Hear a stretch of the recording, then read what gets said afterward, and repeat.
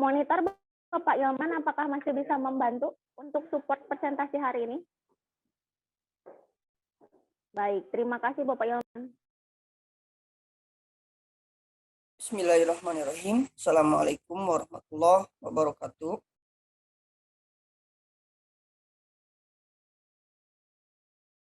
Presentasi kali ini izin memaparkan.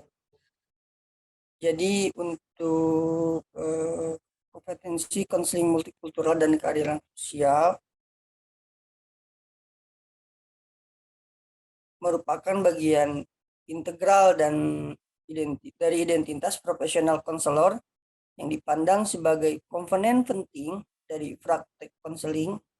Konselor harus terus terlibat dalam penelitian multikultural dan keadilan sosial untuk mengidentifikasi dan bekerja untuk meminimalkan faktor kondisi yang mungkin menghambat klien, kelompok, dan kesejahteraan sistemik yang mendefinisikan penelitian multikultural dan keadilan sosial sebagai pendekatan yang bertujuan untuk menggunakan desain penelitian yang sesuai secara budaya, menangani persimpangan kekuasaan dalam hubungan konseling, dan menggunakan penelitian sebagai sarana advokasi.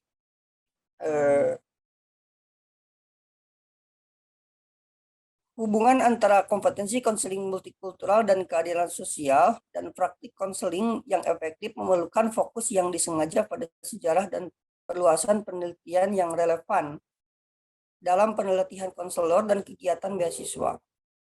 Tujuan makalah ini adalah untuk menyajikan konseling dan beasiswa interdisipliner yang tersedia terkait dengan kompetensi konseling multikultural dan keadilan sosial untuk mengidentifikasi kesenjangan dalam arah masa depan penelitian, dan untuk mengusulkan strategi dan metode inovatif untuk melakukan penelitian multikultural dan keadilan sosial yang ketat.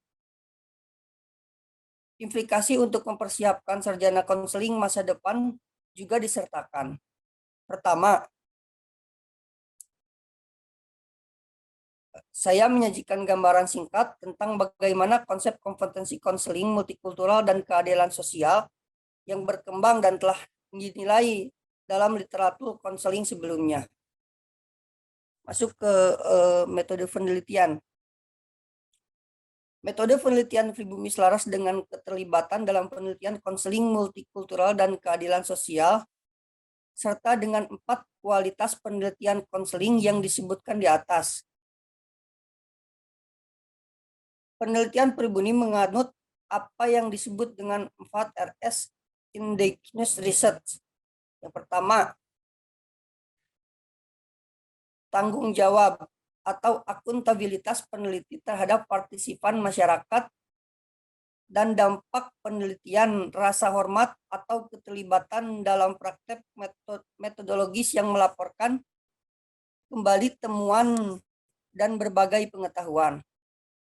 Yang ketiga, resiprositas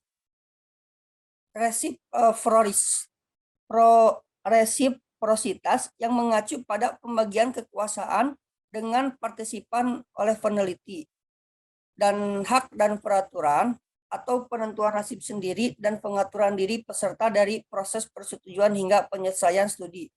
Masuk selanjutnya next ke pembahasan.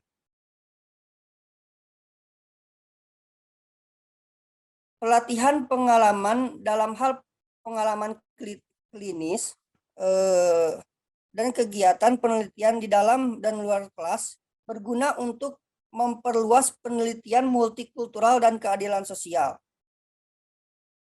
Penelitian menunjukkan bahwa pengembangan keterampilan belum didefinisikan secara memadai dalam penilaian kompetensi multikultural dan keadilan sosial, dan bahwa peserta pelatihan tidak memiliki cukup kesempatan untuk mempraktekkan keterampilan tertentu. Kesempatan pelatihan pengalaman dapat meningkatkan kemampuan peserta pelatihan untuk menerapkan kesadaran dan pengetahuan multikultural dan keadilan sosial ke dalam tindakan lebih lanjut, mengoperasionalkan pengalaman khusus yang bermanfaat bagi peserta pelatihan dan dapat digunakan dan dapat digunakan untuk lebih mengoperasionalkan pengembangan keterampilan untuk prosedur penelitian di masa mendatang. Melalui kerja dengan klien yang beragam secara budaya, melalui pelatihan pengalaman, misalnya praktikum, magang, pembelajaran layanan. Peserta pelatihan konselor dapat menemukan pengalaman dan peluang multikultural dan keadilan sosial yang mempengaruhi proses dari hasil konseling. Pendidik konselor harus meningkatkan jumlah kemitraan penelitian praktik RPP untuk membangun kapasitas bagi peluang pelatihan pengalaman bagi peserta pelatihan mereka. Menurut Hayes, Bond, dan Chen, mengartikulasikan bahwa RPP dapat dibangun dan dipertahankan melalui keterlibatan dengan klien dan praktisi di lokasi penempatan lapangan, menanamkan pemahaman tentang nilai RPP untuk penelitian hasil konseling dan evaluasi program. Lebih khusus lagi, pendidik konselor dapat meningkatkan keterampilan klinis dan penelitian peserta pelatihan dengan menempatkan mereka di situs di mana penelitian yang menginformasikan praktek kegiatan penelitian dapat berkisar pada kontinum dari meminta informasi klien dalam satu sesi untuk mendiskusikan dalam pengawasan situs berbagaimana penelitian menginformasikan intervensi yang digunakan di situs ini atau bagaimana kesenjangan penelitian saat ini dapat hadir untuk klien yang dilayani. Nah, secara aktif, merancang bersama dan terlibat dalam kegiatan penelitian di suatu lokasi.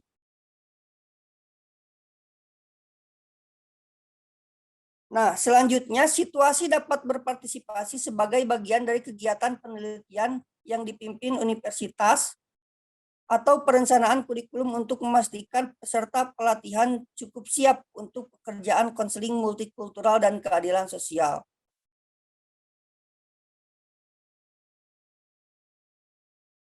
Nah, untuk peserta pelatihan konselor, karena literatur menunjukkan tidak ada informasi yang cukup tentang proses peningkatan kompetensi dan hasil kompetensi terkait penilaian jangka pendek, pendidik konselor dapat memperoleh umpan balik serta pembuatan MSGCC peserta pelatihan untuk kegiatan pelatihan khusus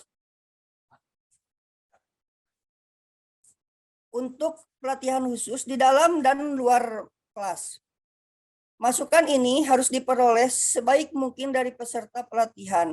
Mereka yang mengamati misalnya klien, rawan sejawat, supervisor. Selain itu mereka memeriksa efek longitudinal dari pelatihan konselor ketika bekerja dengan klien dan mengevaluasi hasil klien selain perubahan MCGCC dari waktu ke waktu hingga menyoroti efektivitas program. Nah, ketika pendidikan konselor terlibat dalam pelatihan multikultural dan keadilan sosial yang inovatif, mereka harus terus mengevaluasi efektivitas pengajaran. Mereka menggunakan indikator di luar evaluasi kursus. Misalnya, pendidik konselor dapat menggunakan berbagai metode kuantitatif dan kualitatif yang menggabungkan pendekatan penelitian pribumi yang mungkin mencakup lingkaran berbicara, merangkai, metafora, dan penyidikan apresiatif. Metode-metode ini dapat triangulasi dengan pendidikan konselor, peserta pelatihan, dan supervisor untuk mengetahui efektivitas program secara lebih konferensi sekolah. Berdasarkan penelitian yang dilakukan oleh peneliti mengambil kesimpulan bahwa adanya integritas antara kompetensi konseling multikultural dan keadilan sosial dalam mencapai dan menunjang kesuksesan dalam menggabungkan keterampilan seorang konselor dalam mengelola dan mempunyai identitas dalam pelayanan terhadap seorang klien.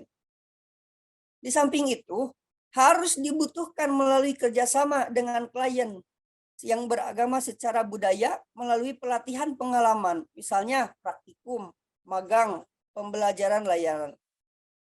Peserta pelatihan konselor dapat menemukan pengalaman dan peluang multikultural dan keadilan sosial mempengaruhi proses dan hasil konseling pendidikan konselor.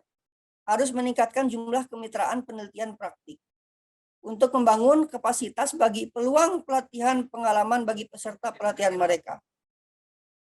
Untuk kesimpulan, praktik terbaik dalam konseling mengharuskan praktisi, supervisor, dan pendidik memiliki kompetensi konseling multikultural dan keadilan sosial yang efektif. Nah, konseptualisasi dalam penelitian yang berkembang dari MSGCC menghasilkan kesempatan untuk merefleksikan beasiswa sebelumnya dan pendekatan penelitiannya. Model Tripari yang menjadi landasan teori dan penilaian selama beberapa dekade terakhir belum sepenuhnya dipahami dan efektif dipelajari dalam konsep dengan konseling keadilan sosial. Meskipun ada beasiswa multikultural dan keadilan sosial sebelumnya terkait dengan demografi konselor dan klien dari hasil pelatihan, kesenjangan substansial ada dalam area ini bersama dengan kerangka kerja MSGCC dan proses pendekatan penelitiannya. Mungkin itu yang bisa disampaikan terkait dengan multikultural dan keadilan sosial di sekolah. Mohon maaf apabila ada kekurangan dan ada yang ingin ditambahkan. Terima kasih untuk yang bisa disampaikan. Assalamualaikum warahmatullahi wabarakatuh. Waalaikumsalam warahmatullahi wabarakatuh. Saya ucapkan terima kasih kepada Bapak Pajar. Selanjutnya kita beralih kepada tema